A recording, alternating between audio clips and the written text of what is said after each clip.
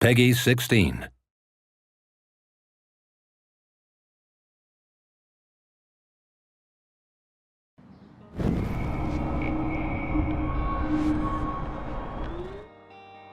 One of the main features of the game is, of course, the power of Max. She is able to rewind time.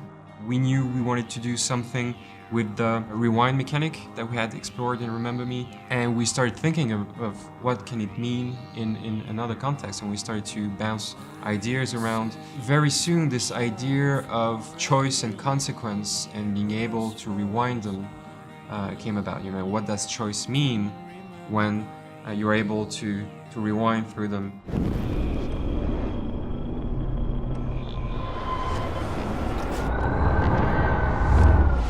We really wanted to have the player feel powerful also with this power, and to really feel that he can change the things and come back in time.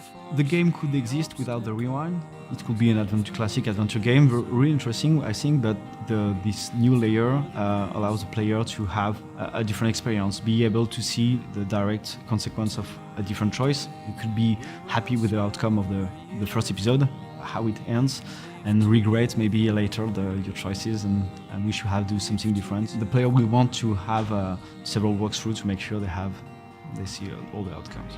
When you're dealing with some time travel, you need to define clear rules in order to be sure that it's working within the frame of your story of your game.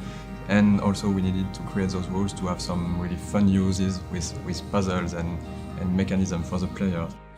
Chloe, you're stalling. I'm changing! Give me a minute! Just don't let me in, now. Please. 1 second! I'm changing! Give me a minute! Please. 1 second! My bra is stuck. I'm not screwing around, soldier. Chloe, open this door.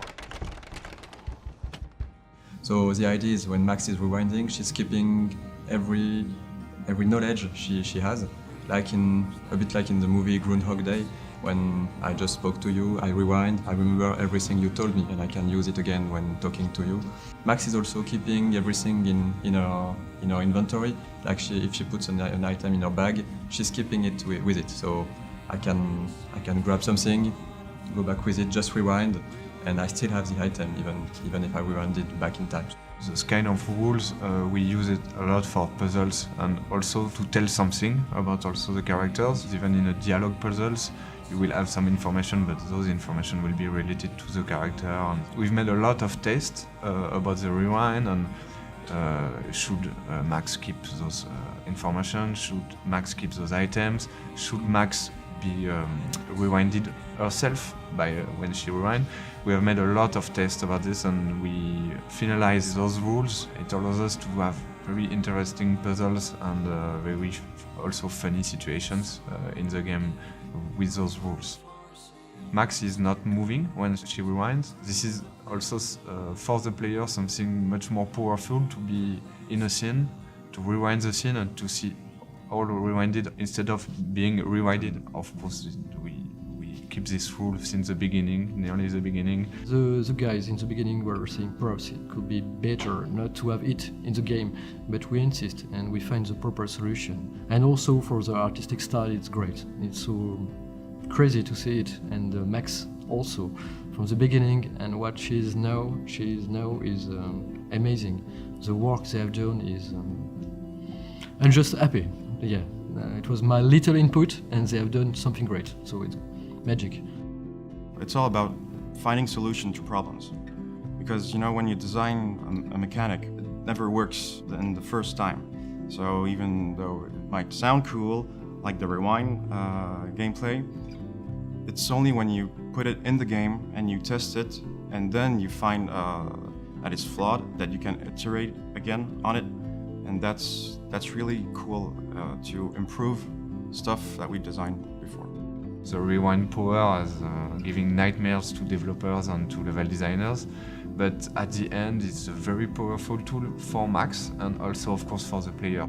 I remember a lot of design discussions the guys had, very complex discussions about the impact of the rewind, what you can do, what you cannot do, how the player will understand the rewind, and Yeah, it's a challenge because as this is something that doesn't exist, it's science fiction. You have to make it consistent. At first, when I started production, the scope of the game was pretty small, and we were like only 2 or 3 designers on the team. And by the time, when time passed on, we were like 10 designers, and we cranked really the quality of the game. For the player, using this power is really something unique because you can rewind all a scene, so all the animation of a scene, all the particles, all the effects of a scene, all the sound of the scene. Can you give me an example of a Man, I photographer cannot who believe perfectly this. captured the human condition in black and white? Okay, if I'm crazy, Anybody? I might as well go all the way. Bueller? Can I actually reverse time? Since Max is a photographer and the visual of the game are linked to this photographic feeling and also nostalgic feeling, for the rewind effect we developed some new post processes and new visual effect, looking like the film is burning when you reach the limit of your power, when Max is getting some headaches because she cannot rewind further in time, or when she's rewinding we have this double exposure feeling, like two different times are overlapping or framing at the same moment. So we are using all those visual effects to give a nice feeling with the rewind, to really show the player that is going back in time and to be something quite rewarding and really cool to look at when you're rewinding. The camera burn effect is present, and there is an overlay of light leaks, like in a broken camera, and it presents a twirl effect. As if the celluloid, the film, is twisted away before burning. We add on top of that a layer of burning, and this is achieved by using screen space particles that overlaps.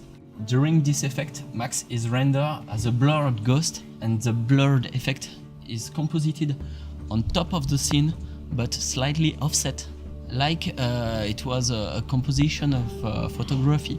What we want to achieve is to see a reminiscence of Max. It's not the actual Max, but to overprint a ghost of what she has done previously. It's still a story of a character with a rewind power, so there is this story arc that is quite sci-fi, but there is also all those elements of real life that we wanted to deal with, and that's why the game is called Life is Strange. It's also something that's really important for us to talk about those real characters and real issues that some of our players might have experienced themselves already. Seeing people play the game will be the best reward. We've made some playtests, we've seen people giving us their feedbacks, and as soon as you see someone doing a specific thing that's a part of the gameplay that's not mandatory, you see people explore, people enjoying small stuff, smiling, having fun. It's the best feeling you can have. Life is not always so easy. Life is strange, and so you have to grow. And I think the game will help people grow, and I think it will help also video game to grow in a way. It's perhaps pretentious, but we want to bring the independent video game to our industry, and I think there is a huge place for it, and I think it will be very successful. Thanks to Square Enix, who were the first to believe in the project.